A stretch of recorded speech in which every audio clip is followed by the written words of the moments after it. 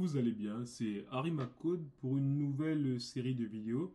Nous allons nous intéresser aujourd'hui à quelque chose qui concerne une partie de Symfony qui m'a été demandée par différentes personnes. Donc c'est pour ça que la formation est un peu plus en avance par rapport à ce qui est prévu.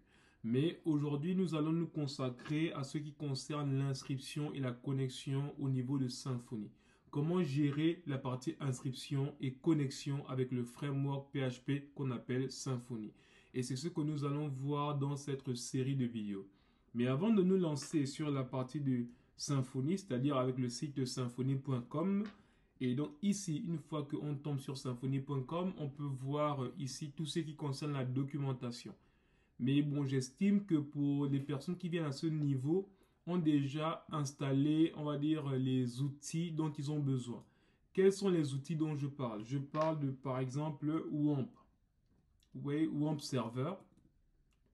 WAMP Server pour ceux qui sont sur Windows. Donc, vous devez installer WAMP Server et que ça marche bien, puisque si vous faites du PHP et que vous voulez faire du Symfony, c'est que tout ça, vous savez déjà l'installer, vous le maîtrisez bien.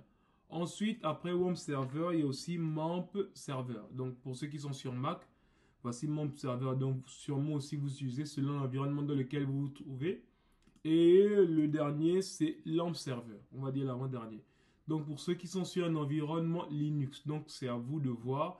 Et pour terminer, il y a XAMPP Server. Donc, pour ceux aussi qui utilisent XAMPP Server, c'est vous qui avez le choix, c'est vous qui décidez ce que vous voulez utiliser. Donc, ce sont des choses que vous devez déjà avoir installées et qui marchent bien chez vous. Et quelque chose qu'il faudrait rajouter, c'est ce qu'on appelle le Composer. Ici, je vais mettre ici Composer, comme ça. On va dire, si je mets juste install, ou bien download Composer, ou bien je vais mettre ici juste Composer download. Download. Et en fait, vous allez tomber sur le site de Get, sur le site, ici, la getcomposer.org. Donc, c'est ici qu'il faut installer l'outil qu'on appelle Composer. Donc, je ne vais pas forcément revenir là-dessus parce que si je viens ici au niveau du terminal, comment il faut faire? C'est-à-dire, quels sont les prérequis qu'il faudrait avoir? On va ouvrir tout ça. Les prérequis qu'il faudrait avoir, la première chose, c'est d'abord de pouvoir faire PHP-V.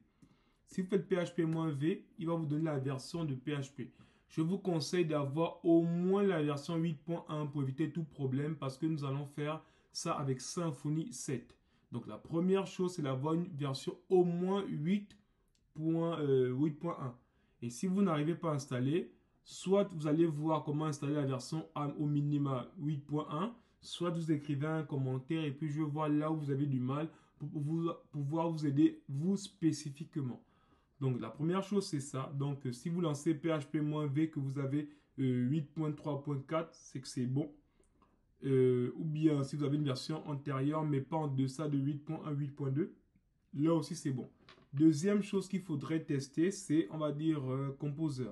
En fait, lorsqu'on fait Composer -V, on nous donne ici la version de Composer. Donc il faudra avoir Composer 2. Donc une fois que vous avez PHP 7 et PHP pardon 8.1, pas 8.0. 8.0 ça ne marchera pas. Donc il faudrait 8.1 au minimum. Et Composer, la version 2. Si vous avez ces deux critères, bah, vous êtes prêt pour commencer à suivre cette formation sur l'inscription et la connexion avec le framework Symfony. Donc, je ne vais pas dire plus de choses que cela. Ce sont juste les prérequis qu'il faut avoir. Et une fois que vous avez ça, vous êtes prêt à jump in dans ce qui va suivre. Je vous donne rendez-vous à la vidéo prochaine. Merci.